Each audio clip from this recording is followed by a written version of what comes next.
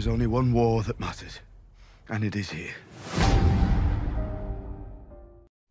What's up, ladies and gentlemen? Welcome back for my final Season 7 preview trailer breakdown video. We are only a few days away from the Season 7 finale now, and I have to admit it does kinda suck that the season is almost over. Even with all the plot holes this season, I still wish there were more episodes, but this last episode is the longest one in Game of Thrones history, so hopefully we can go out with a bang.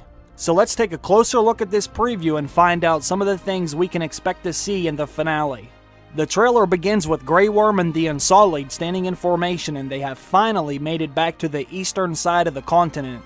The last time we saw Grey Worm, he was at Casterly Rock. The Unsullied easily took over the castle because the Lannisters had pulled their troops out of there and took them to High Garden so they could sack a much more valuable castle of their own. After Grey Worm had taken control of Casterly Rock, he saw that he wasn't the only one there looking for a fight.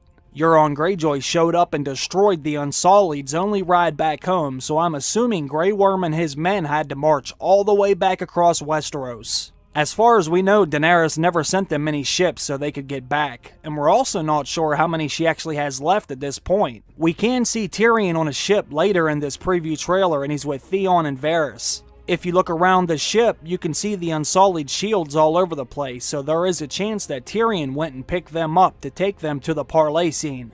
Tyrion did tell Daenerys that they were going to show up with 2 armies and 3 dragons. We have no idea how much time is passing between episodes either.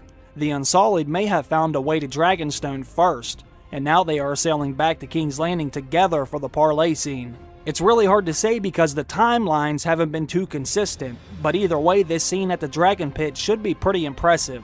There will be over 20 well-known characters at this meeting. Euron Greyjoy has now made it back to King's Landing as well with his massive fleet, and we should see him with Yara Greyjoy too. She was never put in the cell, so I'm thinking Euron still has her and may use her to bargain with. Theon Greyjoy will also be here too, and I'm still hoping he plans on getting his sister back. Now, we're not going to see any of this until Season 8, but I have always said I think Theon will prove his worth by possibly killing his uncle Euron in an attempt to save his sister. I know he still goes full reek on us, but I am just praying that one day he's going to snap out of that and do something heroic for his sister Yara. They are keeping them alive for some reason, so I hope this is why. The Dothraki also show up for the parlay. Now Daenerys will have her entire army in front of Cersei. Daenerys will also show up with her dragons, and she will flex her muscles in front of Cersei, letting her know exactly what she is up against. But knowing Cersei, she probably won't even flinch. Jaime and Bronn are there overlooking Dany's forces, and they know exactly what they are capable of. It almost appears as if Jaime and Bronn are at High Garden. They are high up on top of what looks like some castle walls, but the Dragon Pit does sit on Rhaenys Hill in King's Landing, so this is most likely where they are all at. It really wouldn't make much sense at this point in the season for them to be anywhere else. There is also a scene with Sansa standing atop the castle of Winterfell overlooking the battlements. It appears that she has came up here to reflect on some of the things that are going on in the north, or perhaps she is planning her next move. Her and Arya are on the verge of killing each other, and Littlefinger is behind it all. We just need the Stark sisters to wake up and snap out of this and realize what is going on. I know a lot of you have been saying that the Stark sisters are actually playing Littlefinger, but that is not the case, my friends. Never, and I mean never, underestimate Littlefinger. He has been playing this game for years, and he plays it very well. He is spinning these girls in circles right now, but there is one thing from the Season 7 trailer that has yet to play out. In the trailer, we can hear Sansa say the Lone Wolf dies, but the pack survives. I believe Arya and Sansa will settle their differences, and I think Sansa says that quote to Arya, or she might even say it to Littlefinger right after she sentences him to death. Littlefinger will die in this episode, and I believe Sansa came up here to think about what she's going to say to Littlefinger, or this is Sansa coming up here right after Littlefinger is killed. The next scene shows Theon collapsing on the beach, and I'm thinking this might be right after the parlay scene. He will see his uncle Euron there, and perhaps his sister is going to be there too. Euron will probably parade Yara through the Dragon Pit, and Theon will know that there is nothing he can do about it at that time. He knows he left his sister behind when Euron had the knife to her throat, and when he sees Yara still in chains being taken away by Euron again after the parlay scene, it's going to tear him up inside. Theon's going to need to get someone on his side willing to help him to try and get her back before Euron ends up killing her. Daenerys is going to want her back also, but Euron isn't going to want to give her up without getting something in return. And we all know what he wants, but Daenerys is never going to give him that. So they're going to have to get Yara back by force, and I'm hoping Theon can kill Euron in the process.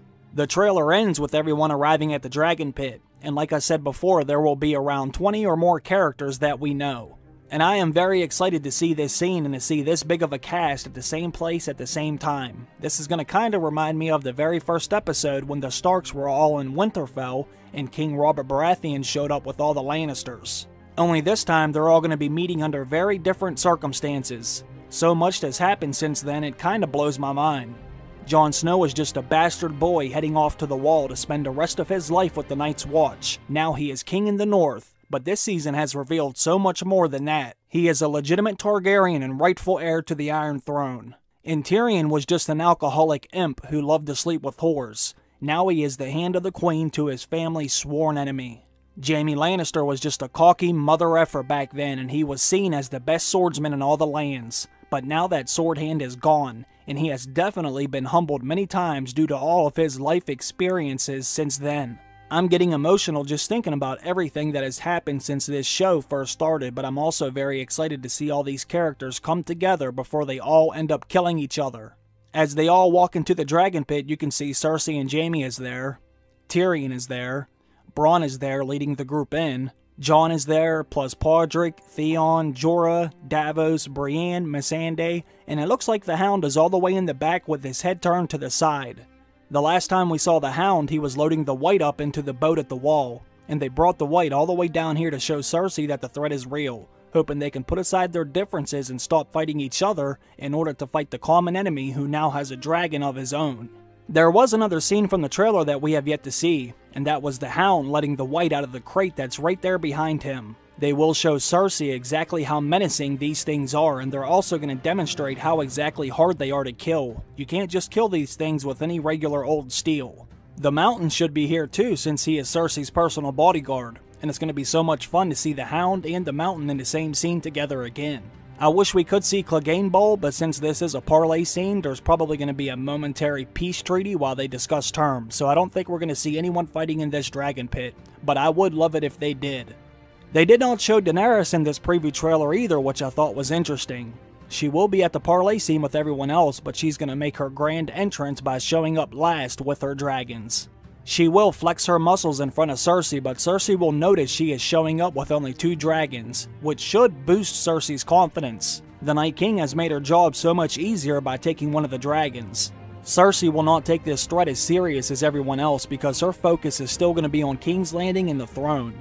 While Jon and Dany are focusing on the Army of the Dead, Cersei will be using her new gold to beef up her army and navy. Although it seems like Season 8's going to focus on the Night King, the party is just getting started between Cersei and Daenerys. This parlay isn't going to go as well as Jon and Daenerys had hoped. I just hope that Cersei will see the light at some point next season and offer to help, or else Viserion died for nothing. This is the end of the preview trailer, but I will be making another video, and I will talk about some of the other things that will happen in this finale that this trailer did not show. The final episode is called The Dragon and the Wolf, and we're going to be finding out some more details about why the episode is called that, but I'm going to save that for the next video, so I hope you all come back for that one too. Thank you all so much for checking out my preview trailer breakdown video for the Season 7 finale. And as always, I have to thank you wonderful people who support this channel on Patreon. I really appreciate your generosity. I hope you all have a great day. Bye.